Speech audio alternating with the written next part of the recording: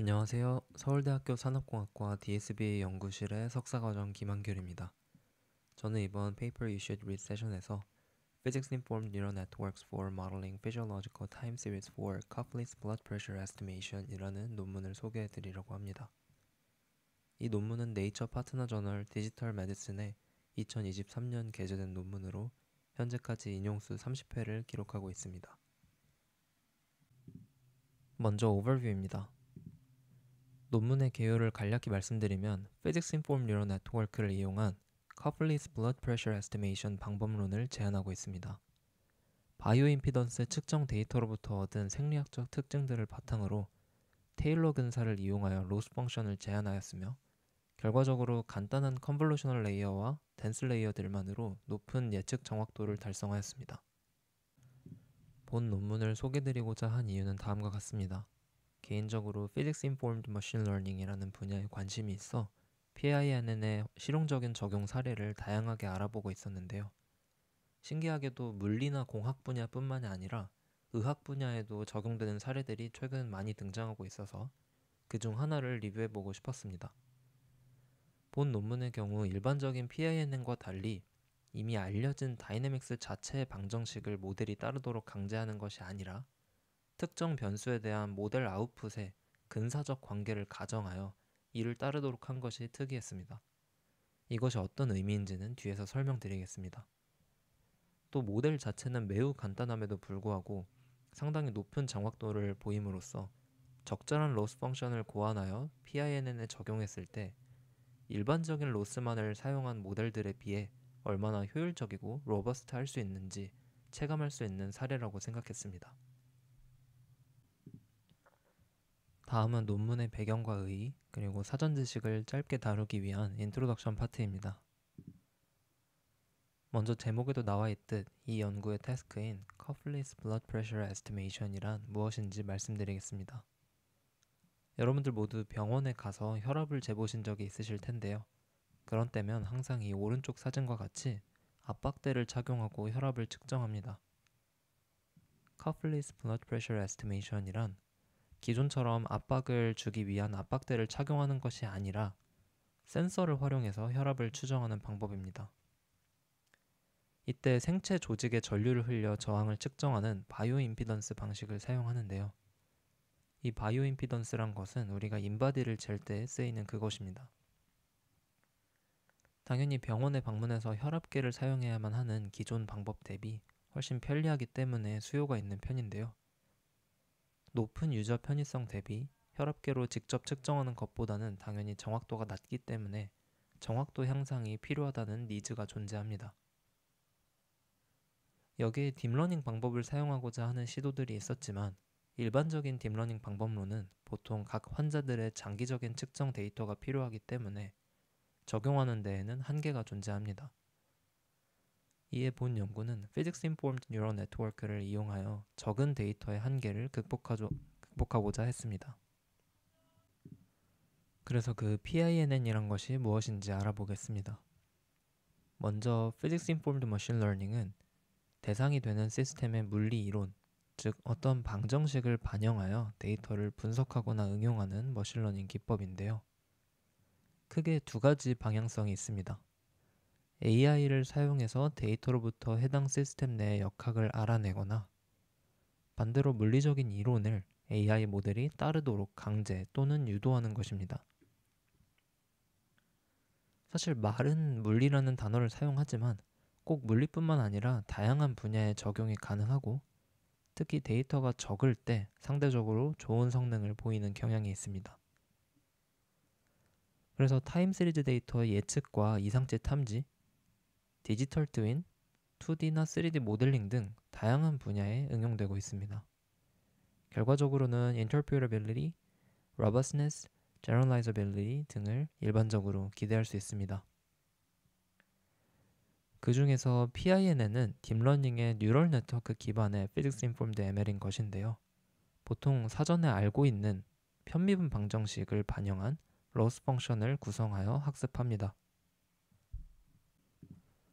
PINN의 필요성에 대해 더 공감하기 위해 당시까지의 Copley's Blood Pressure Estimation 연구가 가진 한계를 알아보겠습니다. 앞에서 말씀드렸듯 이게 직접 혈압을 측정하는 것이 아니라 바이오 임피던스를 통해 간접적으로 추정해야 하기 때문에 그 둘 사이의 관계를 정확히 알아야 할 텐데요. 하지만 웨어러블 디바이스의 바이오 임피던스 측정값과 심혈관 관련 변수들 간의 관계를 일반화된 편미분 방정식으로 직접 정의하기가 어렵습니다. 논문에서는 크게 두 가지 이유를 소개하고 있는데요. 첫 번째로 사람마다 심혈관적 특성이 다르기 때문에 웨어러블 측정을 통한 생리학적 특징을 일반적으로 적용하기가 힘듭니다. 두 번째로는 어떤 특정한 방정식을 만든다 해도 이 픽스된 방정식은 당연히 개별 사람의 심혈관이 갖는 역학의 시간적 변화를 모두 고려할 수가 없습니다. 예를 들어서 어디가 아파서 심박수가 상승하고 그것 때문에 혈압이 또 상승할 수도 있겠고, 또는 긴장이 풀려서 혈압이 낮아질 수도 있을 텐데 이걸 전부 룰 베이스로 어떤 방정식으로 정확하게 처리할 수는 없다는 것이죠. 그 다음으로 개개인의 데이터가 필요하기 때문에 제너럴하게 사용할 만한 모델을 개발할 만큼의 장기적인 측정 데이터가 많지 않다는 문제가 있습니다. 따라서 적은 데이터의 한계를 극복하고 PDE를 활용하면서도 일반화 능력까지 확보하기 위해 PINN을 사용하고자 하는 것이죠. 다음은 메소드입니다. PINN은 일반적인 딥뉴럴 네트워크 모델 로스 펑션, 예를 들면 MSE나 RMSE 같은 로스에 Physics Based Loss Term을 추가해서 함께 로스로 사용하여 학습하는데요.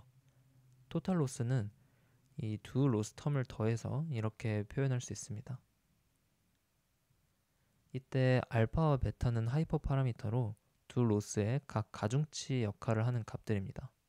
본 논문에서는 알파를 1, 베타를 10으로 두고 있습니다. 그리고 이미 많이 아시겠지만 아래의 식은 mean squared error loss인데요. 모델의 아웃풋과 실제값 차이의 제곱 평균을 로스로 계산합니다.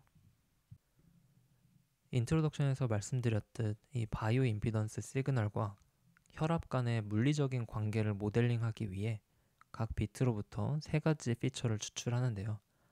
여기서 비트라 함은 한 번의 심장 박동을 의미합니다. 첫 번째는 비트의 진폭입니다.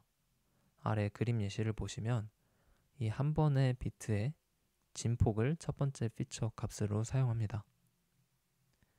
두 번째는 각 비트들의 모양을 보면 웨이브가 이렇게 한 번, 두 번 있다고 볼 수 있는데 이 두 웨이브 간 시간차의 역수값입니다. 마지막 피처는 한 번의 비트의 심박수입니다. 앞에서 얻은 피처 U 값들을 가지고 Physics Based Loss를 이제 만들어야 하는데 이를 위해 논문에서는 이러한 가정을 하고 있습니다. 각각의 비트마다 피처 값들을 계산하기 때문에 그 값이 비트에 따라 계속 변화할 수밖에 없을 텐데 이 변화하는 피처 값에 대한 모델의 출력 값을 테일러 전개의 1차 항으로 충분히 근사할 수 있다는 것인데요. 즉 심장 박동에 따라 혈압도 어느 정도 영향을 받기는 하겠지만 그 변화가 그리 크지 않기 때문에 피처 U에 대한 모델의 출력, 즉 혈압 추정값 FU가 아래와 같이 테일러 전개의 1차 항으로 충분히 근사할 수 있을 정도로 작다는 가정입니다. 물론 테일러 2차, 3차 근사까지 갈 수는 있겠지만 어차피 변화가 그렇게 크지 않다면 1차 항으로도 충분히 근사가 가능할 것이라는 거죠. 그래서 i번째 비트와 그 다음인 i 플러스 1번째 비트에 대한 모델의 출력값이 있을 텐데 그 관계가 이렇게 근사적으로 표현될 수 있습니다. 여기서 x는 바이오 임피던스 값이고 u는 앞에서 추출한 피처들의 값입니다. 이 테일러 폴리노미얼을 p라고 하겠습니다. 그리고 이것은 근사값이기 때문에 당연히 실제값과의 차이, 레지듀얼이 있을 텐데요. 여기서는 h라고 하는 레지듀얼을 Physics Based Loss Term으로 사용합니다. 정확히는 전체 비트들에 대한 레지듀얼의 제곱 평균인데요. 이것을 로스로 사용함으로써 모델은 최대한 이 레지듀얼을 줄이는 방향, 즉 비트에 따른 피처 값들의 변화에 대한 모델 아웃풋을 너무 크게 변화시키지 않도록 하게 됩니다. 다음은 모델의 아키텍처입니다. 사실 굉장히 간단한데요. 컨볼루셔널 레이어 2개, 그 다음 맥스 풀링을 거쳐서 플래튼 레이어와 덴스 레이어, 이게 전부입니다. 정말 작은 CNN 모델이라서 그림만 보고도 이해하실 수 있을 듯한데요. 여기서 피직스 베이스드 로스를 추가한 것의 효과를 보기 위해서 이 피직스 베이스드 로스만 제외한 CNN 모델을 뒤에서 PINN과 비교할 베이스라인으로 사용합니다. 참고로 인풋으로는 바이오 임피던스 시그널의 해상도를 30Hz 정도로 낮추어서 사용합니다. 이 연구에서는 Graphene HGCPT, Call-Free HGCPT, Ring CPT라는 세 가지 데이터셋을 사용했는데요. 이름만 다를 뿐이지 모두 비슷한 방식으로 만들어진 데이터입니다. 손목이나 손가락에 장치한 센서로 바이오 임피던스를 측정했고 3개 데이터셋을 합쳐서 참여자 수는 총 15명입니다. 혈압을 잴 때는 계속 같은 상태로 측정한 게 아니라 2가지 작용을 해서 혈압에 인위적으로 변화를 줬다는데요. 먼저 손을 쥐었다 폈다 하는 핸드 그리퍼, 그리고 콜드 프레서 테스트라고 찬물에 손을 넣는 것, 이렇게 2가지입니다. 그러니까 데이터셋 이름에 이렇게 HGCPT가 있으면 HG 핸드 그리퍼랑 CPT 콜드 프레서 테스트 이렇게 둘 다 한 것이고 윙 CPT처럼 CPT만 있으면 콜드 프레서만 했다는 뜻이겠죠. 아무튼 이렇게 2가지 작용을 함으로써 넓은 범위의 혈압 데이터가 포함되어 있습니다. 거의 고혈압 레인지까지 간다는데 구체적인 범위는 이 정도라고 하지만 사실 와닿지도 않고 우리한테는 딱히 중요하진 않습니다. 참고로 혈압에 3가지 종류가 있는데요. 첫 번째로 SBP, Systolic Blood Pressure는 심장이 수축할 때의 혈압, Diastolic Blood Pressure는 심장이 이완할 때의 혈압이고 Pulse Pressure는 SBP와 DBP의 차이라고 합니다. 사실 이 용어들을 아실 필요는 절대 없지만 뒤에 실험에서 나오기 때문에 헷갈리지 마시라고 참고차 말씀드렸습니다. 오른쪽의 히스토그램은 한 환자의 SBP 데이터 내의 혈압값의 분포 히스토그램인데요. 이 히스토그램 자체가 중요한 것은 아니고 실험에서 트레이닝 셋과 테스팅 셋을 어떻게 나누었는지에 대한 내용입니다. 본 논문에서는 각 혈압값의 1mM당 하나의 데이터 포인트만 랜덤 선택해서 트레이닝 데이터로 사용했다고 합니다. 나머지는 모두 테스팅 데이터로 사용했는데요. 이게 사실 되게 적은 데이터로 보이는데 이 정도로만 학습해도 잘 작동한다는 것을 보여주기 위함인 듯합니다. 모델의 예측 결과를 보겠습니다. SBP, DBP, PP 모두에 대해 PINN이 CNN보다 훨씬 좋은 예측 성능을 보였는데요. 오른쪽의 실제 혈압 데이터, 까만 점선으로 나타낸 실제 혈압 데이터와 비교해보면 PINN이 CNN에 비해 상당히 정확함을 정성적으로 확인할 수 있습니다. 추가로 블란드 아우트만 분석과 피어슨 상관계수 분석도 수행했는데 실제 값으로부터 벗어난 정도가 PNN이 CNN보다 훨씬 작음을 알 수 있습니다. 여기까지는 피직스 베이스드 로스의 효과를 확인하기 위한 결과 분석이었고 다른 모델들과도 성능 비교를 하였는데요. LSTM과 트랜스포머 등 딥러닝 모델이나 아다부스트나 랜덤 포레스트와 같은 고전 머신러닝 기법들보다도 성능이 더 좋게 나타났습니다. 또한 본 논문에서 제안한 PINN을 제외하면 딥러닝 모델들의 성능이 고전 머신러닝 기법들보다 현저히 떨어지는데요. 이는 적은 데이터에 대해서는 오버피팅 될 가능성이 높기 때문인 것으로 보입니다. 따라서 원래는 딥러닝 모델을 적용하기가 어려운 태스크이면서 시나리오임에도 불구하고 PINN이 좋은 성능을 보였다는 의의가 있다고 해석할 수 있습니다. 아래는 참고차 넣어놓은 DBP와 PP의 예측 결과입니다. 앞서 테일러 전개의 변수로 사용했던 피처 U 값들에 대한 분석도 진행하였는데요. 가장 위부터 보면 U1, U2, U3 각각에 대한 SBP의 시간에 대한 그래프입니다. 눈으로만 봐도 어느 정도 연관성이 있음을 알 수 있고, 특히 이 U1은 SBP와 뚜렷한 반대 방향의 경향을 갖고 있습니다.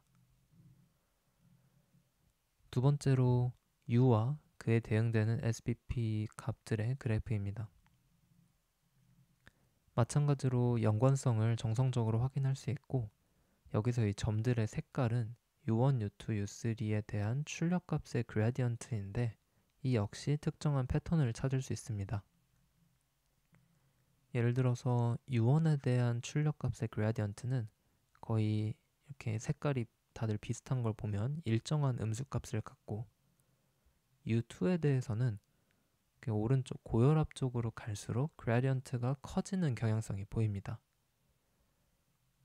마지막 로우는 출력값에 대한 그래디언트의 그래프입니다. 여기서는 테스트 시나리오에 따라 색깔을 나눠 놓았는데, 노란색은 CPT로 인한 변화이고 초록색은 회복 기간 동안의 출력값입니다. 여기서도 일관된 증가나 감소의 경향을 확인할 수 있습니다.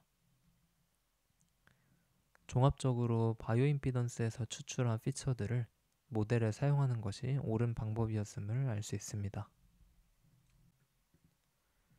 마지막으로 컨클루전 파트입니다. 본 논문에서는 Copley's Blood Pressure Estimation을 위해 Physics-Based Loss Term을 추가한 PINN을 학습시켰고, 바이오 임피던스 시그널로부터 Physiological Feature들을 추출한 후 이 피처들에 대한 모델 출력값에 테일러 근사를 적용했습니다.